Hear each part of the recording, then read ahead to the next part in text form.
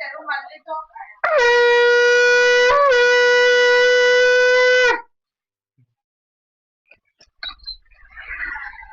જો કેટલો ફેરો ખટારામાં.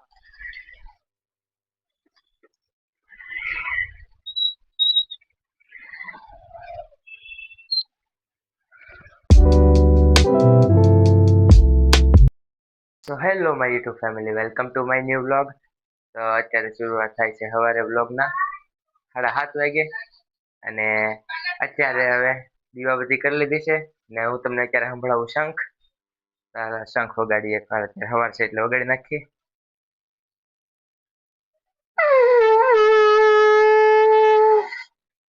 બરોબર ને?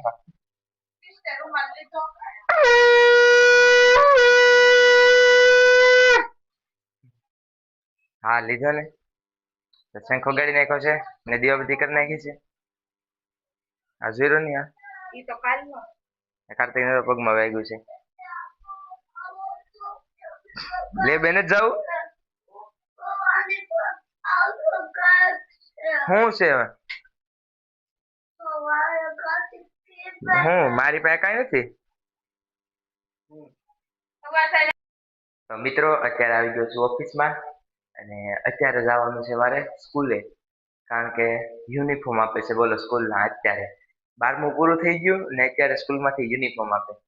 કારણ કે અર્ધ સરકારી સ્કૂલ છે મારી, સુમન હાઈસ્કૂલ માતાવાડીમાં આવી. એટલે ફોન તો હું લઈ જવાનો છું, પણ ખબર નથી ફોન લઈ જાવ અલાઉડ છે કે નથી. પછી ત્યાં જઈને ખબર પડે અલાઉડ નહીં હોય તો જમા કરાવી દેવું, નકર બ્લોગ બનાવશું. બ્લોગ આવે તો સમજી જજો અલાઉડ છે, નકર નથી. તો અત્યારે ઓફિસે આવ્યો છું અને માતાજીએ પગે લાગી લઉં. પગે લાગીને પછી સીધો વયો જાઉં યુનિફોર્મ લેવા, અને પછી તો લાઇબ્રેરી વાંચવા વયો જવું છે.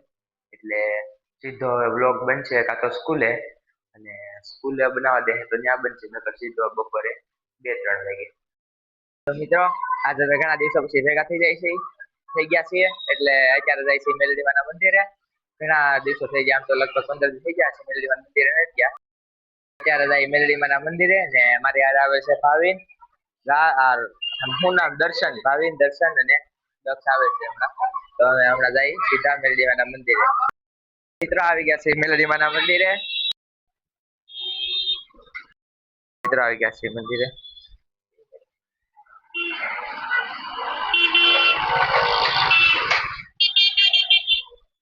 લગભગ મહિનો થઈ ગયો સાહેબ દેખાય એને.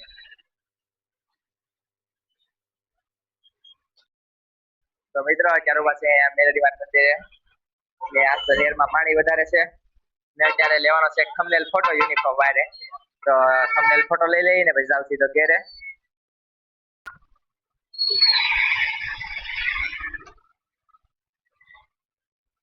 તો મિત્રો અહીં તો ખટારો ઊંધો પડી ગયો છે, ખટારો હલવાઈ ગયો છે ને અમારે ગાડી અહીંથી કાઢવી પડે એમ છે. ખાડામાં હલવાઈ ગયો ને, ખાડામાં હલવાઈ ગયો છે.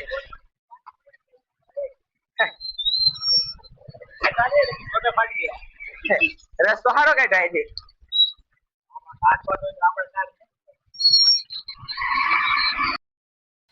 ત્યાંથી ક્યાં કાઢ્યા?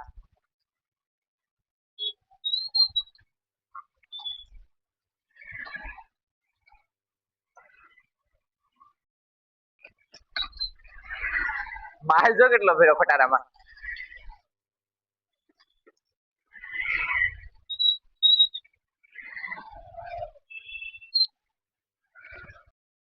તો મિત્રો અત્યારે આવી ગયો છું મેલડીમાના મંદિરેથી અને અત્યારે વાગ્યા છે 11. તો અત્યારે લાઇબ્રેરી જવું એની કરતા ઘેરે જ વાંચી લઉં, કારણ કે લાઇબ્રેરી જાય એટલે 12 વાગ્યા પાછું ઘેરે આવવાનું જ હોય. એટલે અત્યારે ઘેરે વાંચી લઉં, કલાક સ્ટેટનો એક પાઠ કરી નાખું અને પછી સુઈ જાઉં ઘડીક. એટલે 4 વાગે 5 વાગે પાછો લાઇબ્રેરી વયો જાઉં ઠેઠ 8 વાગ્યા સુધી.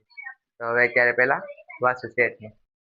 તો મિત્રો ફાઇનલી અત્યારે સુઈને ઉઠી ગયો છું અને હવે જવાનું છે સીધું લાઇબ્રેરી. વાગ્યા છે તો 5:30 વાગે, 4 વાગે જવાનો વિચાર હતો. આજ તો આખો રૂટીન લખાઈ ગયું, કારણ કે સવારે વાંચ્યું પછી સીધો ગયો સ્કૂલે, પછી ત્યાંથી મેલડીમાના મંદિરે ગયા એટલે સવારનું વાંચવાનું કેન્સલ થયું. એટલે સાંજે મોડે સુધી વાંચવું જોઈએ ને અત્યારે ગાડી નથી એટલે હાલીને જવું જોઈએ. તો હાલો ભાઈ, આવું લાઇબ્રેરી વાંચવા.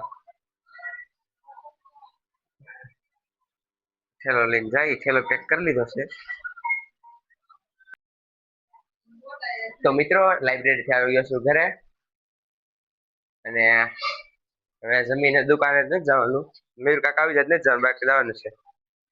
ધનુને સોડો લઈને જ જવાનો દુકાને. ક્યાં? એય